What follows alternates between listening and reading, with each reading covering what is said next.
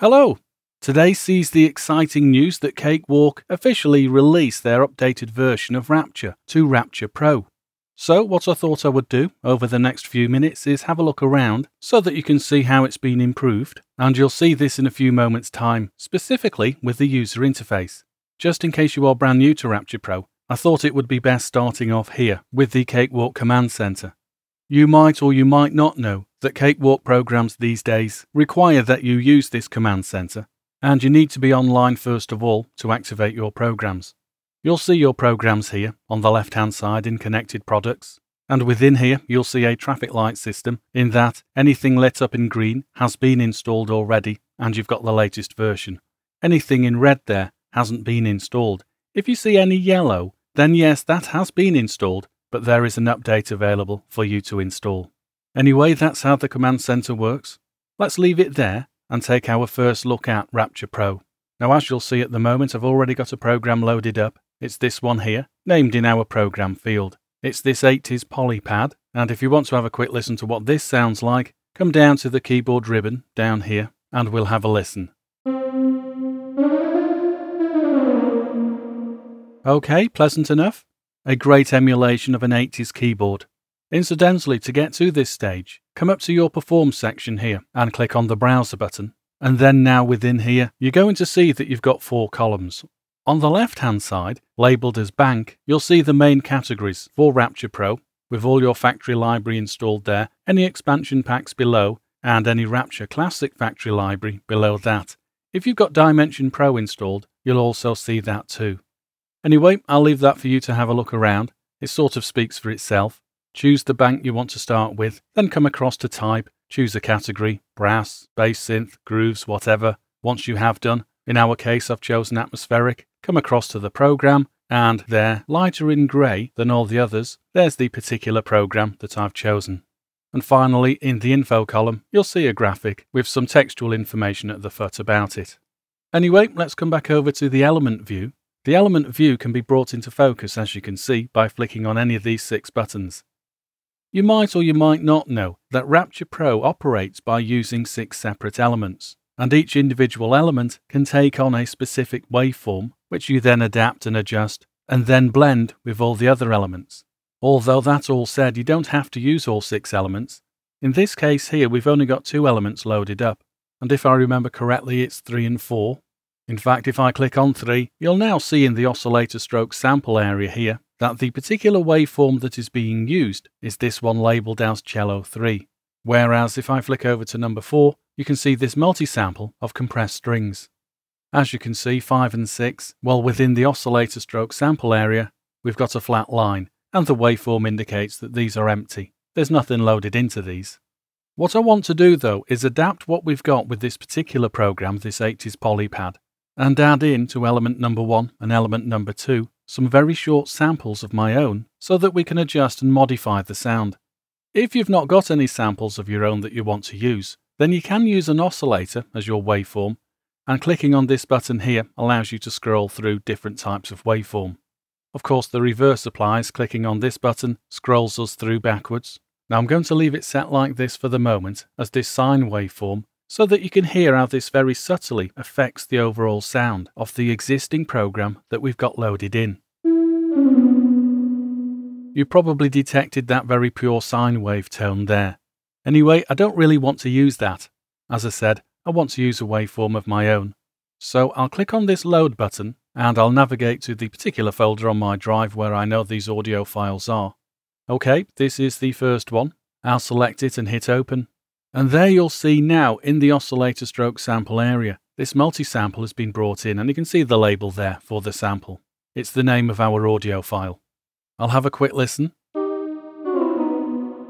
Okay, so that's element number 1 set up. I'm going to go through the same procedure for element number 2, but of course changing it to a different audio file. Actually, just before I do, I'm going to deactivate number 3 and 4. The original 2 elements that are used to create this particular program. I deactivate by simply clicking on the button there, and I'll do the same for element number 4. This means that what remains is element number 1, and this contains that audio file that we've just brought in. And because this is set as a multi-sample, then of course I can play any note. Here we go. Okay, great. Now you will have heard also some effects applied. We'll get to effects in a second. Well, I say in a second, in a few minutes actually. I'm just going to reactivate elements 3 and 4. And then I'll come to element number 2, and within here I'm going to load up our second audio file. It's this one, so I'll select it and hit open. Now I don't suppose this has radically changed the sound, because both of our audio files that we've brought in are very similar, but let me have a listen anyway. Okay, as predicted, not amazingly different, but of course you choosing whatever audio files that you use will be able to adapt your programs to the extent that you would like to. I'm only showing you the principles of it here. Anyway, as we've seen when we're looking at the element view here, it's very easy to flick between different elements by clicking on the numbers there, and when we do, we are able to focus in on any effects that we want to apply to those individual elements. If by contrast though, you want to see all your elements together, then come over here to Edit and click on the Mixer button, and now you'll see all 6 elements laid out across the bottom there, horizontally, and each individual element contains a fader and some effect dials, and a pan position radial dial too. Incidentally, if you come down here to where it says Filter Effects, you can see that you can route the different effects that we've got, 3 DSP effects and 2 filters. We can route them in a different order and individualized for each element. Now at the moment with element number 1, this DSP number 1 effect hasn't got anything inserted, so by clicking on here, I'll choose this tube effect, just to give our fairly mellow sound at the moment a little bit more bite, and then I'll simply dial up the level here to increase that amount of bite. Bearing in mind this is only affecting element number 1, that's the one we've got selected. In fact, I think I'll drive it up further. It gives it that little bit extra drive and warmth, normally associated, as we know, with tubes. For DSP number 2, I'll run down and choose Warp, and take the drive up here as well. Okay, so that soft sound that we originally had is now getting a little bit more gritty. Not massively so, I agree, but we are adding in that little bit of extra distortion. Incidentally, if you take this too far, you might start clipping.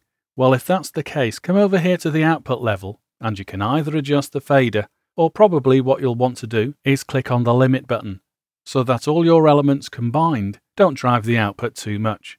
And this way we avoid any distortion. Well, unwanted distortion anyway. So what I suggest is just go through all these different DSPs and filters here, and adding in appropriately to suit your sound. And once you're happy with that, for each individual element, then of course you can flick over to a different element, and go through the same procedure, but maybe perhaps you want to change the order of the filter effects here. Well, by clicking on here, you'll see that the effects routing has gone from number 1 to number 2. You can keep changing these around. And this way, the sound that's being produced by the oscillator, or the sample, goes through this chain in that particular order. In this case, it'll hit filter 1 prior to DSP 1 and DSP 2 and DSP 3, and then lastly, going into filter number 2.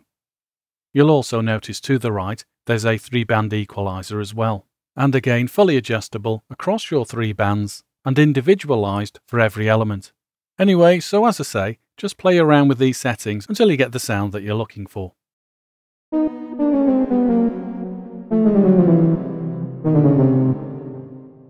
I'm only playing around with it, I'm not really being all that serious about it at the moment. I'm only showing you what you do.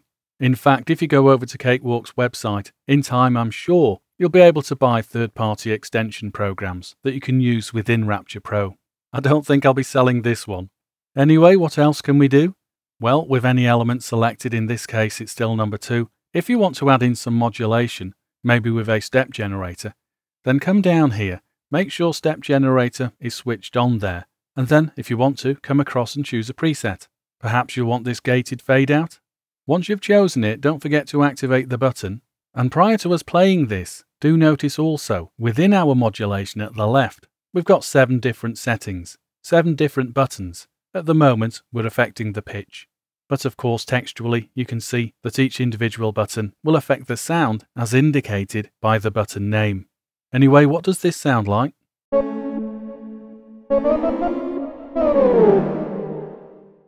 Okay, so you can hear some delay, and you can also hear the pitch changing there, ever so slightly, with our gated fade out preset. Let's try a different one.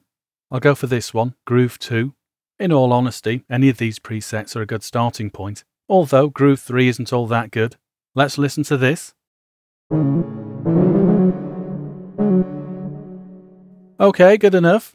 What I'll do now is I'll go back over to our mixer view, and you'll see at the top here, at the top left, we've got a couple of send effects, send number 1 and send number 2. At the moment, send number 1 is set to ping delay, but of course clicking on here I can change it to whatever I like. Perhaps I'll change it over to symphonic. As soon as I do, you'll notice the controls to the right update automatically, so that those controls applicable to the send effect that we've just loaded up become available to us. And then by coming down to the mixer for each individual element down here, you're going to see that we've got these two radial dials, one for send 1 and one for send 2. Ensure you've got the effect send switched on by coming down here and flicking. And then now, of course, you can dial up how much of the send for each individual send effect gets included as element number 1 in this case. I'll just play a single note. Okay, a little bit too dry now, so I'm going to change this over to, well, let's see. I'll go for a stereo delay.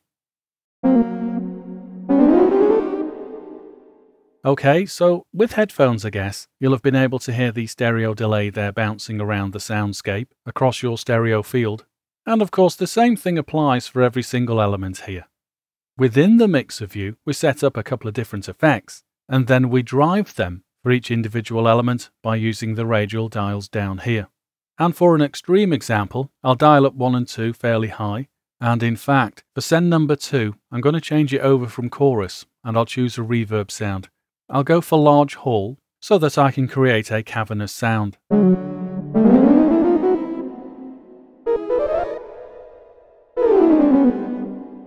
Okay, great. Now incidentally, just above the mixer view, you'll also see another insert effect, and in this case, coincidentally, this is also running a reverb, the same preset, large hall. Now in terms of blending the dry signal with the affected signal, you can do that by coming over here, and you see these two mix radial dials, one for each effect, send 1 and send 2. I'll just simply dial up or down, so that you hear more or less of the effect, sort of like using parallel processing. We'll have one last listen. Okay, so that's it then. A quick first look at Cakewalk's Rapture Pro. A massive upgrade from the original Rapture, and in my opinion, a huge improvement.